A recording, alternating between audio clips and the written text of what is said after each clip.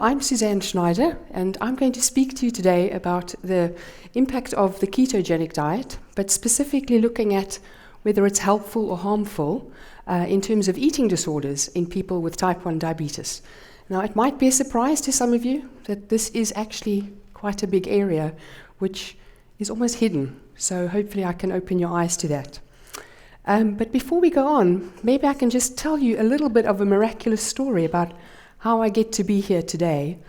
I was diagnosed with type 1 at the age of 11, and I was living away from home at boarding school. And I found out at quite a young age that, wow, the adults around me didn't quite know how to manage this. And here I was, sent off 2 weeks after diagnosis back to school, and I had to manage this by myself. I was very, very sporty. I represented my county in 3 sports. No matter how hard I tried, I just couldn't get that unicorn HbA1c number. And so it was a struggle from the very beginning. And then when I had to decide what it was I wanted to do with my life, I knew I was interested in human behavior and why we make the silly decisions we do. And so my first degree is in marketing and consumer behavior.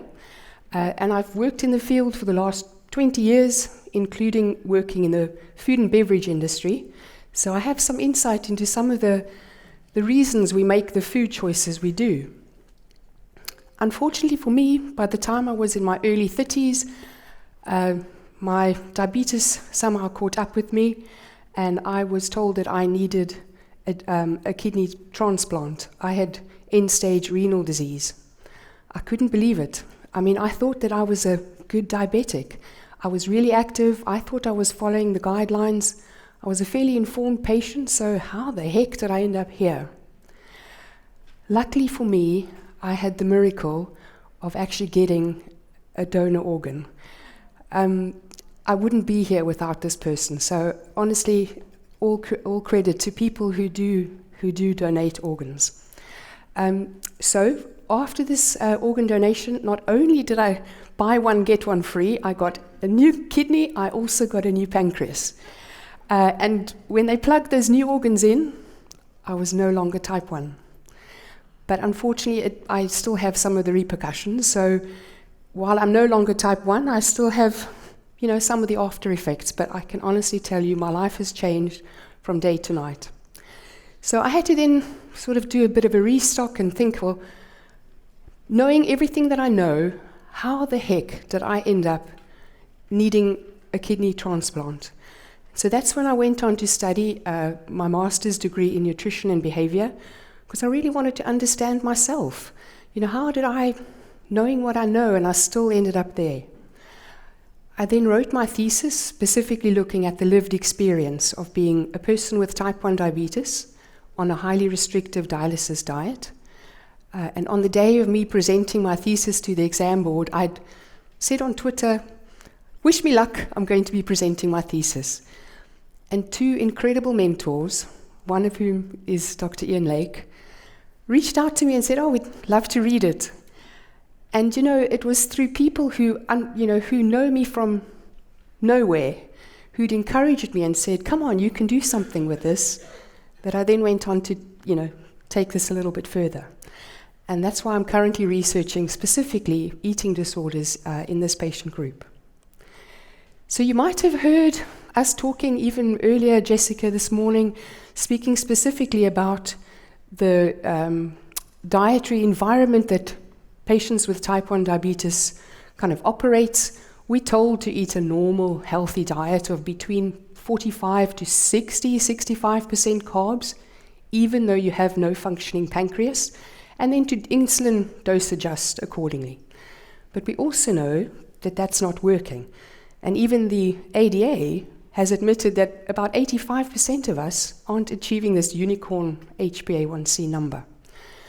And so when we're constantly being told to eat your 3 meals and don't forget your snacks, we're insulin dose adjusting, and this is leading to roller coaster HbA1c, hyperinsulinemia, hypoglycemia, and increased double diabetes. But we also know that there is a way out of this. We know that things like low-carbohydrate diets can be beneficial. But people who are opposed to this approach think, well, there's this massive risk of hypos, DKA, and while if you impose this restrictive diet, you're increasing the risk of eating disorders. And so if there is this fear of eating disorders, well, if we think that this keto approach is going to increase the risk of eating disorders, let's perhaps look at, without even applying a keto diet, what is the incidence of eating disorders just as we speak? Well, depending on the population that you research, we know specifically that certainly within females in the adolescent to early 20s, in the type 1 diabetes community, that can be anything from 12 to 35% of type 1 diabetic females have eating disorders. And in men, that is obviously slightly less, but that may be because they often don't, talk about it. But also, the research is very often mostly in the female population. But then we also know that the way that we manage in type 1 diabetes is to have a hyper-focus on the food that we eat.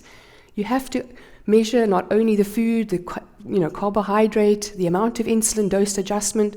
So focusing on your food is one of the ways that you manage your disease.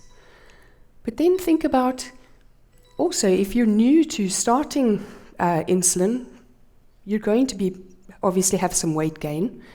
If you perhaps have hyperinsulinemia, you're going to have weight gain. And that's going to cause people, some people have body issues, body sensitivity, so that could also be a predisposition. But then also think about, most healthcare practitioners aren't really trained in the art and science of detecting eating disorders. And if there's this person in your clinic who presents with a hyper-focus on eating super healthy, measuring everything, well, this is seen as a virtue. And that's how this disease can often go, undetected. But every disease does require a good diagnosis. And for that reason, we have things like the ISM-11, the DSM-5, and these are all sort of classifications of disease. So within the field of eating disorders, there are 8 specific categories of known eating disorders, and then there are some other unclassified categories. Now, people with type 1 diabetes unfortunately have a couple of conditions where they are not yet classified within the kind of formal diagnostic manuals, but that doesn't mean they don't occur. Think about the word sugar addiction. That's not a formally classified term. But one of these conditions is a condition known as orthorexia nervosa.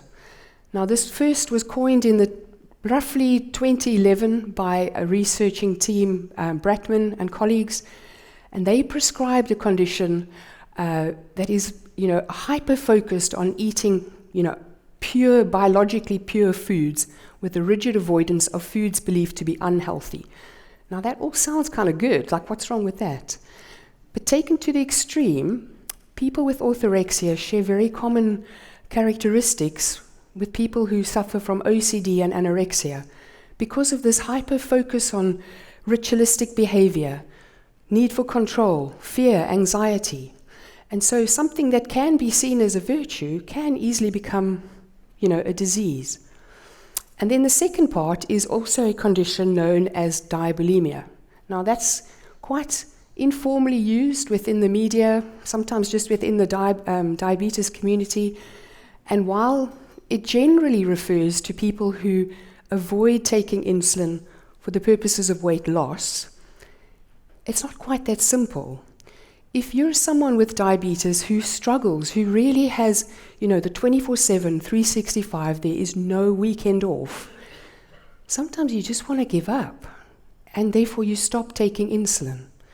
And so this term diabulimia is often used, broadly to explain eating disorders within type 1. So while we, have this fear that applying a ketogenic diet might increase the risk of these eating disorder types, it's really hard to research because they don't actually exist. So you can't really do any formal insight into what what the incidence really is. But let's think about, actually within the broader environment, what also contributes. Well, we know that the food environment that we currently operate in has, 75% Nova-4 foods. So there's ultra-processed foods. And we know that those foods have a super addictive effect on the brain, and they also have a metabolic effect in that they push up insulin and ghrelin, they decrease levels of leptin, polypeptide Y, cholecystokinin, they mess with our gut microbiome, and all of that can lead to the potential or the risk of loss of control and weight gain. Now, if you're a person with type 1 diabetes and you're already struggling, you've got diabetes burnout potentially, you potentially also have double diabetes, you also have this fear of weight gain, potential increased risk of weight gain, and all of those things contribute, and you think, okay, they're going to do some drastic weight loss plan, but then you think about the two or the various eating disorder types across the range of 8 that are officially recognized. Now, we know that they mostly share a common pathophysiology, so, a common psychophysiology, in that there's this fear, maybe body image issues, but the difference is that they do have different metabolic pathways. So specifically looking at anorexia, those patients still are very highly insulin sensitive. And so when they are then, restricting their diet, they might add an element of additional exercise to burn even more calories. And if they aren't replacing those calories, they'll then have muscle protein wastage. But interestingly, patients with anorexia who are then in the state of starvation often report feeling a sense of calmness and a sense of being in control and wellness. And that's often associated to the fact that they are in a state of ketosis. Now, when you then introduce treatment for anorexia is often focused really on regaining weight as quickly as possible and reintroducing feeding. And that's often very high carbohydrate. So that puts people out of the state of ketosis, but that also puts them out of that state of sense of calmness, sense of control.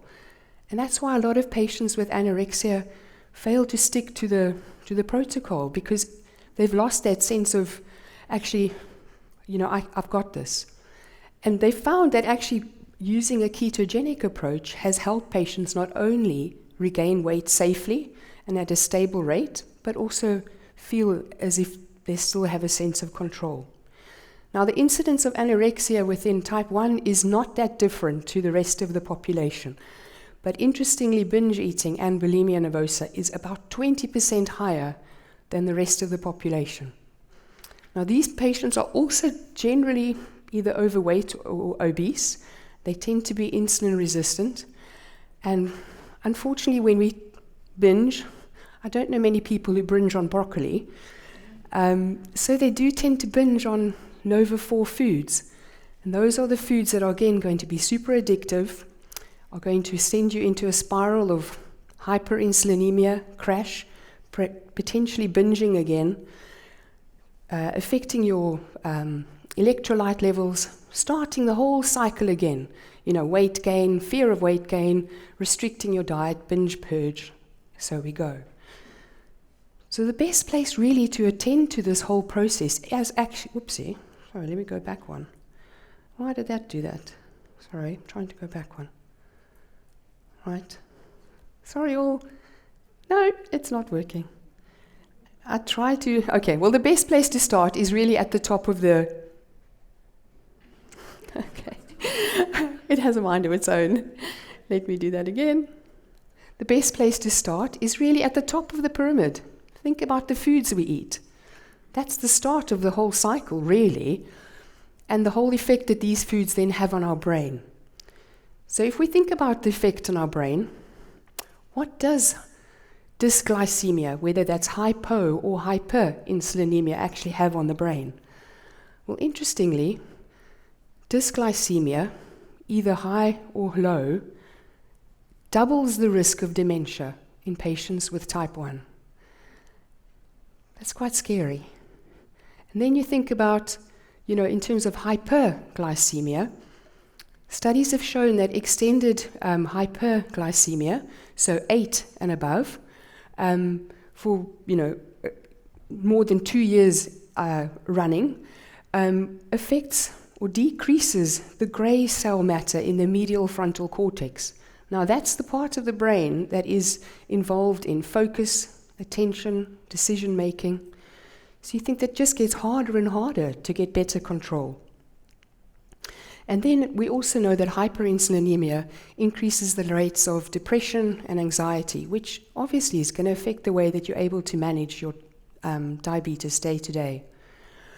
And then what about hypoglycemia? Well, we've already mentioned about the Nova 4 foods and the fact that when you're having a hypo, trust me, I'm going to reach for something high sugar.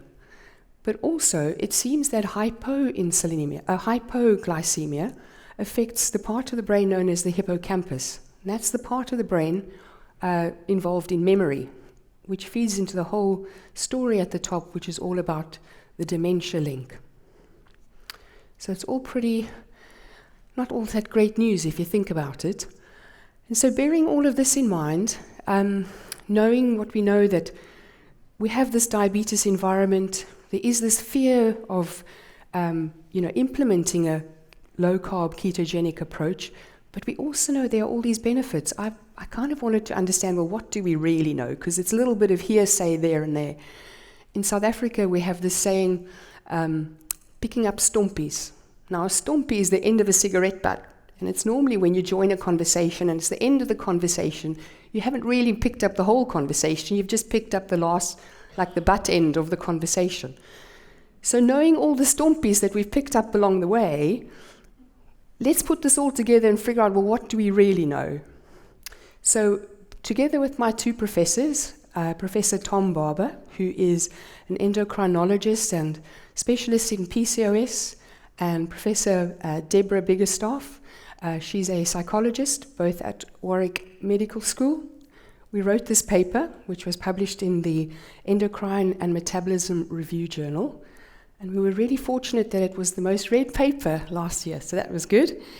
And what did we find? Well, firstly, we know that most of the studies are conducted in the female population, which doesn't really tell us about the other 50%. We also know most of the studies were done fairly short term. I think there was one paper, which Jessica also referred to this morning, by Nielsen and colleagues, which was the only one that was 4 years. But all the ones that we saw were roughly ranging from a couple of weeks up to about 18 months. And what we found was there's a clear benefit of a low-carbohydrate diet for things like HbA1c, satiety, and improved glycemic control. But we also know there's a real associated a benefit by following a lower carbohydrate approach, because when you are hyperinsulinemic, not only do you have reduced inhibition of hepatic lipolysis, so that means you've got more circulating free fatty acids, but that in itself is a big risk. But people who are type 1 diabetic also tend to have a deficiency in vitamin D. And while patients who are on a supplement for vitamin D seem to do quite well, they only, this is a 3,000 IU supplement of vitamin D, they only seem to have improved HbA1c while they're on the supplement. And there's no long-term study saying how long you can take a supplement for. But we know that a ketogenic diet provides more than adequate vitamin D. So why wouldn't you just take the natural, probably cheaper approach anyway? Thinking about eating disorders, well, if you have improved satiety, improved HbA1c, you're less likely to reach for a Nova 4 food. So there's an associated benefit there too. The area where we definitely need a bit more insight is certainly within the gut microbiome. Now we know that within the gut microbiome, the health of the gut microbiome is determined by the biodiversity of the microbiota that are situated within the gut.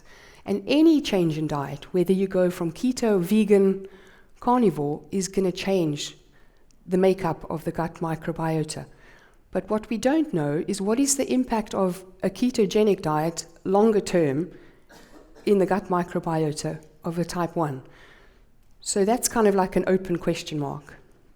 And then, the last pillar, we touched on this lightly yesterday, certainly from a social aspect. For younger children, it is harder when you are a teenager. You just want to be normal. You want to fit in with all your peers, and you want to stand out for the reasons that you choose, and not for the reason your doctor tells you to. So it can be difficult to apply this approach, certainly, if your parents tell you to do it. But if you choose, it may, or even if this is maybe societally more acceptable, things may change. Right, so what we therefore are trying to discover in this research that I'm currently working on is, well, is this really a viable long-term approach? If all the studies are only going up to about 18 months, can people do it for 2 years or more? And what are the reasons that they do it? Where do they find the information? What are some of the challenges? And then just what are the motivations and metabolic implications, longer term? So what I've done is to use a mixed methods approach, and I strongly feel that an HbA1c number or a survey result does not wholly describe life with diabetes. You cannot tell me that even if you have an HbA1c of 7, that explains to me how I feel at 2 o'clock in the morning. So using survey data just to begin with, we wanted to understand what was the baseline. This is an accredited survey that's used specifically for people with type 1, and it's to kind of understand their relationship with food. And the idea is that we will repeat that survey. We're going to be doing that in Feb this year, to understand whether the relationship with food has changed at all over the last 2 years. And then I tapped into some of my marketing experience, and I used a method called patient experience mapping. And that's an interview technique where you talk to people and you go through the entire kind of experience map and the key turning point moments of what made you decide to choose this route or that route. And you continue and you kind of understand through that interviewing method how people ended up on following this ketogenic approach, despite the fact that it's often against medical advice. But we also know that, telling a really personal story about your relationship with food, your experience of chronic disease, it can be difficult. And especially when you're talking to a stranger you've literally met on the other side of a phone call. So I also used a method called collaborative photography. And I asked people if they wanted to share photos, graphs, graphics, anything that would help show and tell their life with type 1 diabetes. And it was incredible, some of the information that we got. In fact, we are writing a paper for the Psychology Journal. It's currently in for review, and I think it was a really novel approach, and we got some incredible insights, not just, basing it on either one or the other, but a mixed method is really a recommended approach. And so I thought maybe I can just share with you how our study was slightly different. I had an incredible group of participants who were from around the world, which was so wonderful. And I even have two participants from Israel, and I'm just hoping that they are able to continue the study, bearing in mind everything that's happening in the world. What was even more amazing was that we had more men than women contribute to the study. And one of the questions we'd asked in the survey was, how long have you already been on this approach? And interestingly, more than 80% of them had already been on the approach for more than 2 years. So we kind of know the answer already, but until it's published, no one's going to take us seriously. So maybe I can share with you just some of the key findings that we did see. This was a picture that was shared by one of the participants, and it shows a little girl injecting her thigh, and you can clearly see the word massively written across the top, diabetes. blindness, kidney disease, amputation. And I'll tell you, this was the part where I really had to pause the interview, because this woman explained how she was diagnosed at the age of 7. And she couldn't really read properly, but she'd seen the word diabetes flash about in the last couple of days while she was in hospital, so she could clearly read that bit. And she could make out the word blindness, and she knew what that was. And when she walked out the hospital, there was this poster on the wall, and she was holding her mom's hand, and she said, "Mommy, is that going to be me?"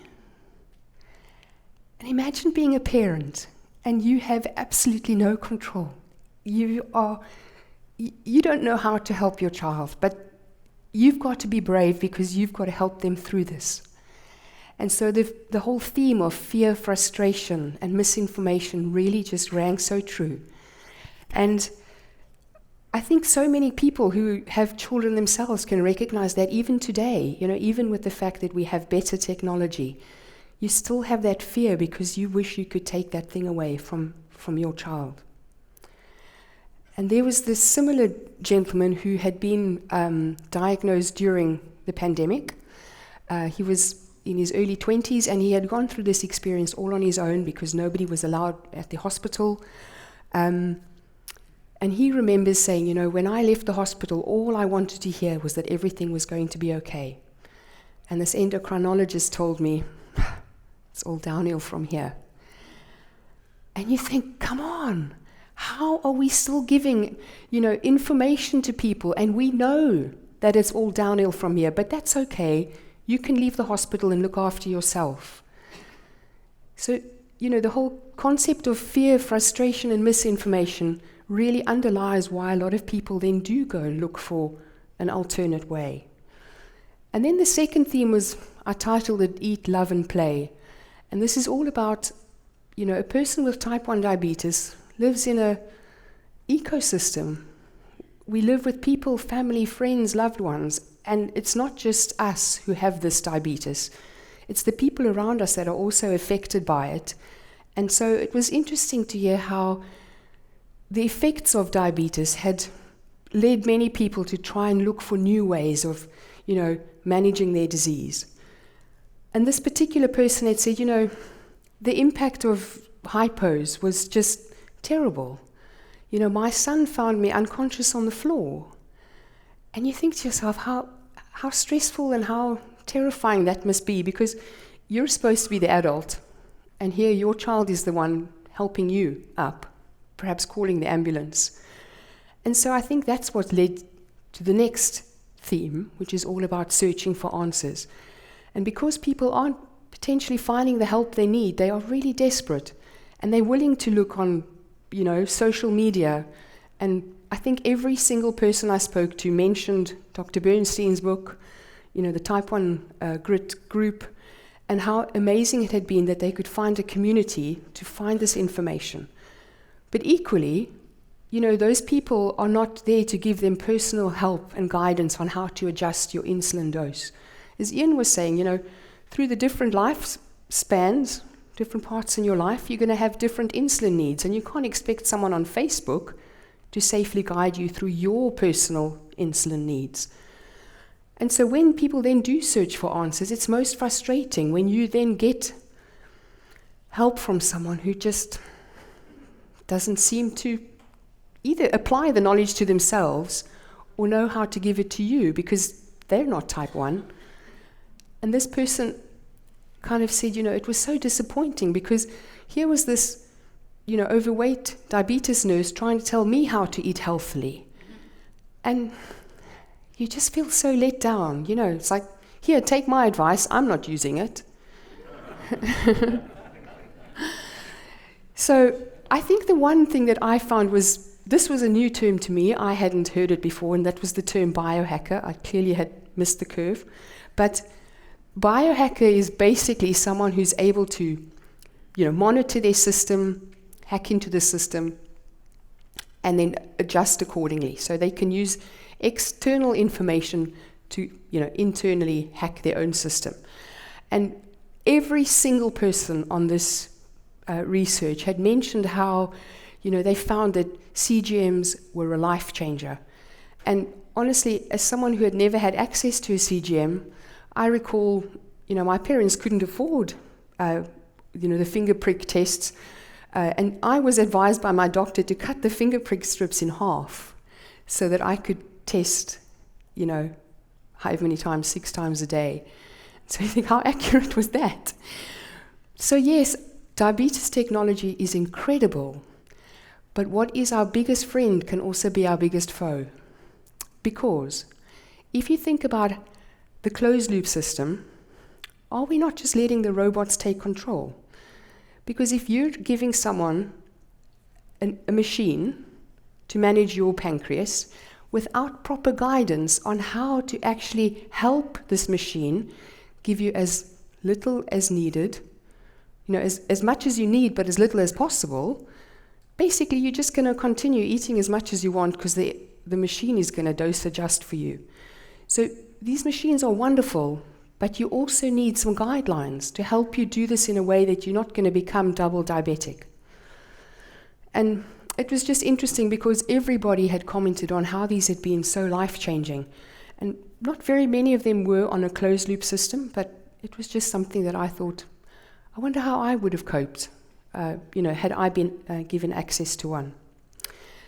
And the last one was really just talking about the validity of this disordered eating problem survey, which is all targeted at people with type 1, and that's the survey we used for our study, and we had to use this survey for ethics approval. And what was interesting was at the very beginning when I'd said, the reason why people don't want to research this is because of the fear of eating disorders and the fear of DKA and hypoglycemia. And it was very interesting because when I had explained at the beginning of the study, thank you, you completed this survey, let's start our interview. And this gentleman was highly affronted and he said, what, eating disorder? How can this be an eating disorder when one person is taking care of their health and, managing their diet in a responsible way? And I actually thought, you have a really good point. And so very often the questions that are asked on these surveys are aimed at people who have high carbohydrate intake. So they're not targeting people who perhaps choose to do a lower carbohydrate approach. So if there are any healthcare practitioners out there who are, hoping to potentially apply any of this, just take it with a pinch of salt. You should be taking a pinch of salt anyway if you're on keto. But understand that, there are nuances, and you've got to dig a bit deeper and ask, okay, so what is your dietary approach? Before we do this relationship with food, tell me, what is your approach? And maybe you don't want to tell them that you're on keto, but you could say, this is the amount of carbs, and you can understand if they then get a score, why they get the score they do. And so I think I would like to write my own prescription. When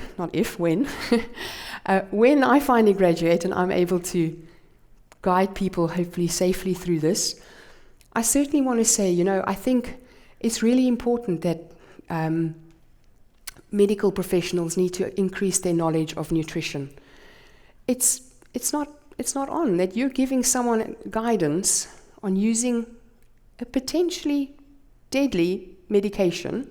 Insulin used in the wrong way can be lethal, and yet you're missing 50% of the equation if managing your type 1 diabetes is also about managing your food. And within the UK, certainly the Association for Nutrition, they published a paper in 2019, and they showed that most medical practitioners across their medical degree have less than 1 month of nutrition training. And that's to help people with cancer, diabetes, heart disease, hypertension, goodness knows what else. So I think that's a place where we can start. I also think, we need to start talking earlier about things like diabetes burnout. I know most people with type 1 tend to have quick 10-minute appointment every 3 months, if that's your routine. Some type 1s literally go to their doctor just to get their insulin prescription. But when you do see an HbA1c number, understand that that does not summarize your life with type 1 diabetes, and you need to dig a bit deeper and maybe ask, how are you coping? You know, what's life? What are your stresses at the moment? Tell me about it. Dig a bit deeper and get to know someone. I think that would do a lot. And then I think the next one I really want to touch on is, understanding that we need to have an integrated approach. So if you are perhaps seeking help for things like your type 1 diabetes care, but you do have an eating disorder, what's interesting is that the diabetes person is going to tell you, no, focus on what you eat, insulin dose adjust accordingly, so focus on everything. And an eating disorder expert is going to say, no, remove the focus on food, use cognitive behavior therapy. So there needs to be a discussion, but equally there needs to be a recognition that people with type 1 diabetes are different. And perhaps the term diabulimia needs some recognition because it's not currently in the vernacular. And I think I'll let you read those for yourself, but I think lastly I really just want to touch on the fact that every single person in the research made it clear that they really want this to be an option. You know, it probably isn't for everybody, and it couldn't be because even the Mediterranean diet isn't for everybody. Inuits wouldn't be able to follow a Mediterranean diet. But if you did make this an option, or if people came to see you and asked for safe guidance, at least you would know how to guide them. But also, please don't decide for someone that this is too difficult. Because I think unless you've been there at 2 o'clock in the morning and you've had a hypo and you really are struggling, sometimes you would try anything. And you know, what's cutting out a piece of cake when you could have better hypo control? So I think there are a couple of things that I would recommend that I think we can do better, and certainly that would be part of my prescription. I wanted to also just share a couple of the pictures with you that were shared, and I just felt they told such a story. The first picture on the very left, this person was explaining, you know, life before diabetes was just one big field of overgrown barbed wire fencing. You didn't know where you were going, and it was just a trip hazard. And while life with diabetes on the keto approach is still hard, it's still an uphill battle, at least you can see a path forward. And I just loved how she expressed that, because, you know, sometimes it's so hard to say that in words, because you get all emotional and we get all mushy.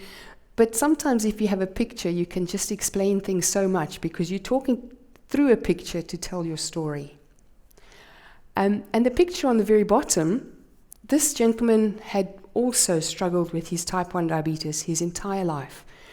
And for the first time that he had achieved target HbA1c, he got himself this tattoo. And it says, "I am more than my highs and lows." And I just love that, because every day it's a reminder to him that, you know, I can do this. And it was just so powerful. And the last picture is of a lady who had explained that she and her husband used to really love hiking, but it was always such a drawback because she had to stop halfway, whip out her either insulin pump or big bag of jelly babies, either or, depending on.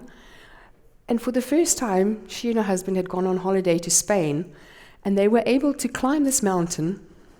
You can see a little CGM on her arm. And, you know, this feeling of absolute freedom. And basically her statement was, you know, nothing tastes as good as normal blood glucose feels. And it's just so liberating, because you think she's got her life back. She can do things with her husband and they can go and have a nice holiday. She doesn't have to stop halfway through. And so, I had created just a word cloud, and this is all the participants and some of the big key words that had come through from all the transcripts, the 900 and something pages. So every single participant, their name is in my little apple. And I just want to say, you know, had it not been for my incredible organ donor, I would not be here today. So I acknowledge her. I know it's a her. I have that information. I don't have much else to go by. And I also want to thank every single participant for trusting me with your stories. I feel so incredibly privileged because it's not easy to talk about our struggles. It's not easy to admit when you know you've stuffed up. But, when you find a better way, Maya Angelou always says, do the best you can until you know better. And then when you know better, do better. And so I think that's exactly what a lot of us are doing. We might have had a real uphill struggle until we got to a point where we knew better. And so hopefully, for all of these people, they're able to find a new way. And so I think I've just got a few references in case anyone wants to check my facts. And in case anyone would like to access the study, I've got the QR code for you there.